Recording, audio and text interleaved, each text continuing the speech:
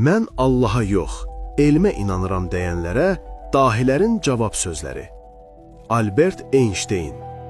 Elmlə nə qədər çox məşğul oluramsa, Allaha bir o qədər çox inanmağa başlayıram. Werner Heisenberg. Elm dolu stəkandan ilk qurtum səni ateist edir, amma stəkanın dibində səni Allah gözləyir.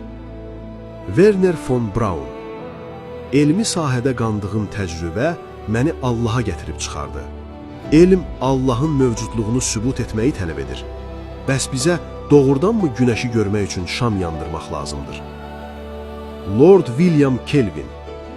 Əgər elmlə kifayət qədər dərindən və uzun müddət məşğul olsan, sonda məcbur olub Allaha inanacaqsan. Isaac Newton.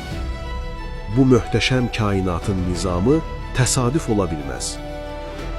Louis Pasteur.